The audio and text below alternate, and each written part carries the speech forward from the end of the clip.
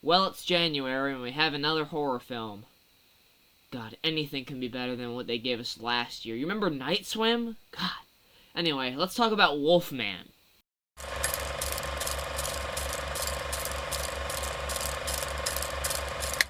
So, Wolfman is the latest film from Leigh Whanell, who made The Invisible Man as well as Upgrade, two great films from Blumhouse, and he is back with Wolfman, starring Christopher Abbott as our main lead. He is a father who takes his wife and child to his old childhood home, but as they get there, they are stalked and hunted down by a creature that manages to wound our main character, and the whole film is kind of this transitioning from man to wolf. And it is a very simple premise that you have here. Obviously, werewolf horror, no one is that unfamiliar with it. And Leigh Whanell does some twists and turns in here to keep it semi-interesting. But I will say that for my first note on this movie is that everything kind of feels a little bit flat. You have this story that is very bare bones. You have a man that takes his family to this place, they get attacked, and you get a semblance of his connection to the family. His wife, things are not going so good there, but he's like, I'm going to improve it with this trip. We're going to spend time together with our daughter, who is very close with him. And I will say, at the very least, they did establish that his connection with his daughter is very strong, so it is very sad to see her reactions to him turning into this monster throughout the film. But the thing is that you have this family that is trapped in this one location for a majority of the film. You get an opening sequence between our main character and his father, which was pretty well done. The tension is nice. The film, while paced a little bit poorly during the sections where we are just chilling in this house, when you get these transformation scenes where you're going into another step of the transformation process and then leading into the third act, things do pick up a pretty rapid pace. So that was good. That was nice to see. I was hoping this wasn't going to be a slow burner, and it wasn't for the most part, though. There is some pacing issues that they have. Just due to the fact that we are in one location for a majority of the film. You have that opening scene, you have a little bit of scenes between our characters as they are preparing to go to the main character's father's house, and you have this moment where they crash their vehicle because something is in the road. You catch a glimpse of it, it's something standing up, obviously it's a werewolf, and it injures our lead character. His name is Blake, and he's got a wife named Charlotte and a daughter named Ginger. And they are attacked, and they run away to this house, and then throughout the movie you get some great gore, where he has teeth falling out, his scratch gets bandaged up, and then later on when they peel the bandage off, it's like corroded his flesh, and it's just bone there, and then he starts gnawing on his own flesh, on his own arm. That was pretty great. I liked that. That was gross. Definitely some queasy moments there. This movie is not for someone that can't handle a good amount of gore. It's not Terrifier levels or anything like that. It's nothing crazy, but it is pretty gnarly.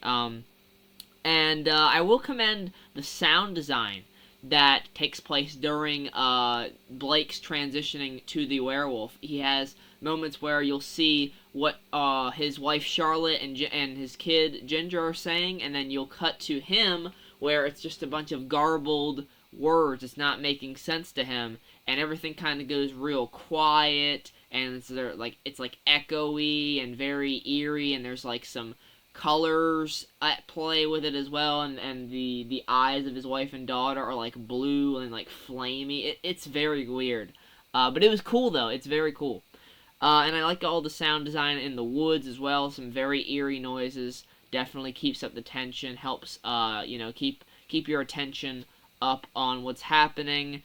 And the performances are very good. Christopher Abbott is great as Blake, especially later on as he is transitioning to the wolf. He really does keep that level of humanity as a father, but at the same time he's terrified at what is happening to him. So I felt for him a little bit there, but the movie does feel a little bit half-baked with its ideas. They set up this fact that he had a strained relationship with his father, and his father used to yell at him all the time because he would, run off and just do things that he's not supposed to do, and his father wanted him to be able to survive out in the woods, and stuff like that. So he's pretty hard on him. It's really not expanded on a whole lot more. Obviously, I'll put a spoiler warning at the front since I didn't do it now, but later on in the film, we discover that this werewolf that's been hunting them is the father, is Blake's father. Because Blake fights him. This is like where he's in almost werewolf territory, but he still has some bit of him left where he is trying to protect his family from this other wolf. So he manages to tear the throat out of this other wolf, and he sees a tattoo on his arm, and it's his father's tattoo.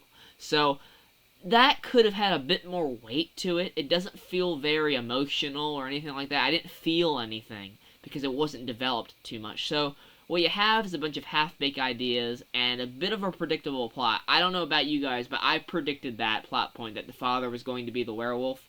I don't know. It just seemed like that's their direction they were going, and that's where they went with it. And in the end of the movie, they do a nice mirroring scene where in the beginning, you have Blake and his father in this deer, like a hunting tower, where you would hunch down and try and spot deer in. And they run there at the end of the movie, Charlotte and Ginger, and they point their gun up, and they're waiting for Blake as the wolf to kind of rise up behind the door. And it's the same thing as when Blake was younger. They're waiting for the wolf to rise up, but he never does then. But here, Blake does rise up, and Ginger tells Charlotte that he just wants to be put out of his misery, because they have a running running scene here where she puts her hand on his head, and he's like, "What am I thinking?" And she's like, "I love my little girl." And he's like, "Oh wow, you get that right every time."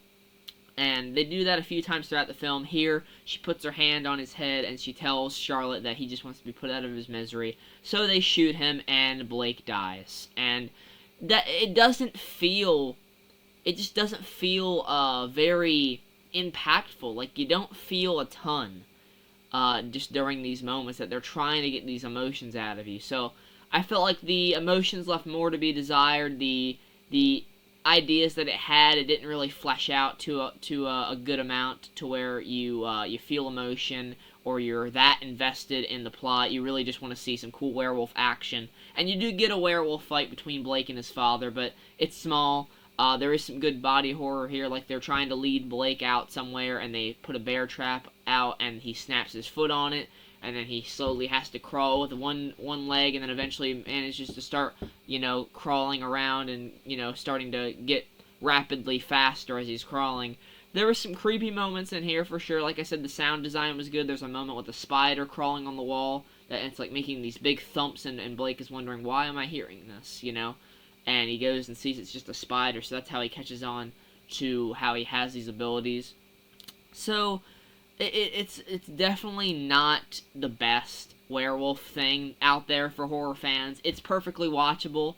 I think this is definitely a mid-horror movie. I don't like to use that word often when I talk about movies, but that's just what it is. So, I'm giving Wolfman a 6 out of 10. It has some ideas, some potential in there, but it doesn't fully work, and it doesn't fully establish these emotions that you're supposed to be feeling. It doesn't develop a whole lot, and you're just kind of sitting in this one location for a good amount of the film, just waiting for these different transitioning scenes where you do get some good gore and some good performances from the cast. So, let me know what you thought of Wolfman if you've seen it.